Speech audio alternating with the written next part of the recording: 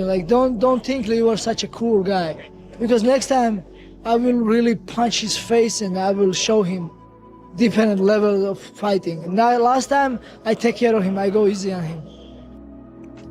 He's a problem. He's a big problem. But I do believe that we could be the kryptonite to Merab with the right game plan and a good fight camp with Suge healthy.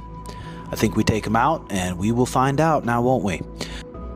But guys, listen, I think unless Sean O'Malley makes some wholesale changes to his wrestling, to his grappling, to his defensive ability off of his back, all right, I'm a real professional. professional. It's going to be very difficult.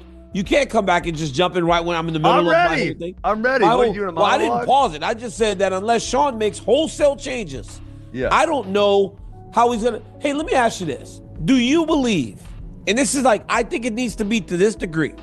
Yeah. Do you believe that Sean O'Malley, if he is to fight Merab Dvalishvili, needs to be in a place, my academy, or at like Valiant Prep, like instead of being in an MMA gym wrestling, he needs to be wrestling with these kids in a wrestling stance. I mean, Valiant is in Arizona. He could train there, and he needs to be doing it almost full time. I don't think we're going to see Sean O'Malley out wrestling Merab. There's not an amount of wrestling Sean O'Malley can do from now in 2 years that's going to make up for what Merab's done his whole entire life. It's just not going to happen. You know, I think if Sean O'Malley and Merab fight, I think Merab eats Sean O'Malley up again, because Sean O'Malley's going to have to make some huge adjustments where he's going to have to expose himself in order to land that big KO shot. He's got 25 minutes to land that KO shot. He has a great chin. He gets clipped. He gets hit. He got hurt by O'Malley in round 5. Like, he got hurt. Like, he does get hurt in fighting. However, he's smart enough to survive, weather the storm, stay calm. He has a very calm demeanor. Like, you see him laughing and smiling, and he's enjoying himself after he gets hurt. He seems to be having fun in there, because I think he knows that he has unquestionable cardio. It's such a confidence booster, I would imagine. You know, we do our best to be unwilling dance partners, but when you get a guy who can get in your face and especially physically get a hold of you, grapple you, and then as soon as there's any space that's there, he then begins to punch you and just keep that pressure on mentally and physically, it's tough to deal with.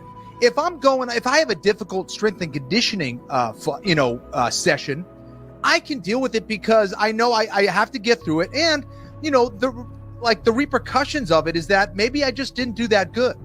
The repercussions of being tired in a fight is that Merab Dvalishvili is out there trying to kill you. So it's a completely different thing of being tired and then being tired against a psychopath who's in front of you, who's trying to literally hurt you as bad as possible. I saw him after the fight. He was drinking a quart of oil. He wasn't drinking Gatorade. Yeah. I mean, I think some people would believe that statement when they watch how he goes about his business. He is a machine. And like I've said many times, when you put that pressure on and that's part of your style, like it is Merab's, and part of your forte, that it's like boiling water on a stove. It takes time for the water to boil. And you can lose the early rounds while the water's boiling. But at the end of the day, you're going to boil that water. At the end of the day, that water is going to be your goal, to get rid of that water, to boil that water, to evaporate that water.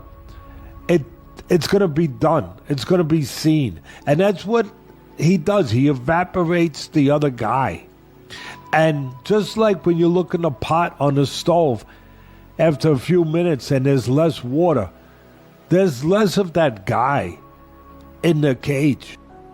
And with a guy like Merab, what he lacks technically, he makes up threefold in balls, heart, cardio. It just overrides everything. He's got a good chin, and he does hit hard. Is his delivery system the best?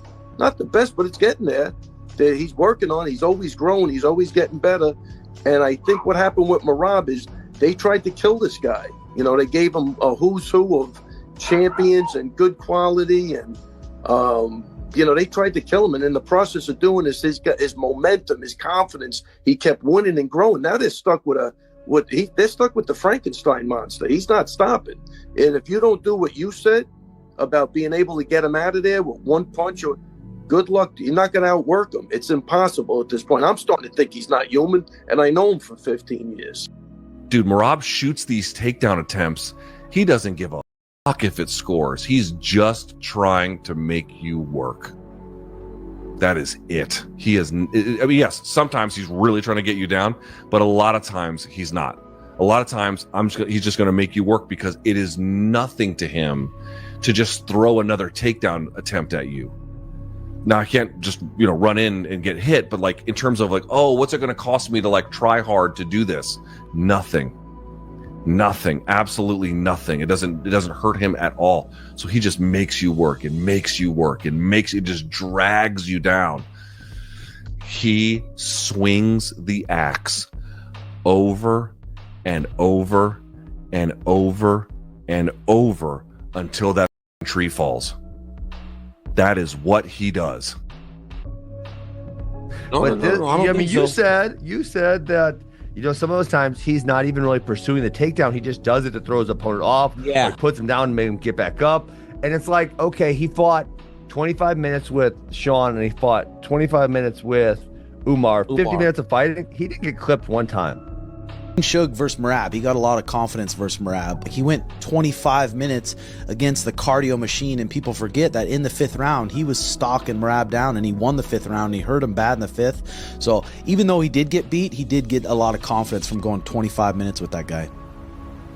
Unless Sean O'Malley has made some severe changes, right? And he can.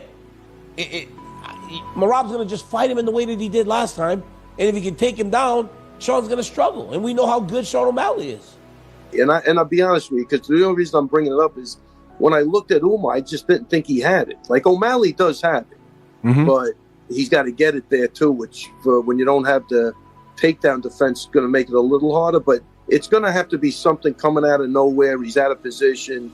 You're not going to stop him unless you kill him. And he's having too much fun now, so combine that with a good gas tank. Good luck. I don't think there's anyone to beat Islam. I don't think there's anybody to beat Merab. I really don't. There's always the next guy. But I don't think that guy has materialized yet. When you look at Merab, O'Malley beaten, Umar beaten, Piotr Jan beaten. Sandhagen hasn't fought, but I would pick him to beat him. After that, we're getting down to 5 and 6. Marlon Vera, Cejudo, number 7. I don't see anybody anytime soon beating Merab. But at the end of the day, you're fighting the best of the best, and I still think bantamweight division is one of the most skilled divisions. So for Merab to go out there and do that to these guys like that, and still show that he's head and shoulders above the competition, is still pretty damn impressive, if you ask me. I mean, look at the guys he's kind of taunted and made look silly in the cage. Hey, look at the picture right here. Like he's styled on all these guys, man. Yeah. There's something to be said about that, I truly believe Merab, if he does the right work, which is what he's been doing and continues to work hard and stays focused, he's going to break the bantamweight record, which is 3 title defenses. So I know it's myself and Cruz, we've got the highest between 3 and 2. And I think Merab has all the skill in the world to do that and break the record and make it even harder for anyone to reach again. I think the only true raw talent that's really out there for a guy like Merab Dvalishvili is Corey Sandhagen.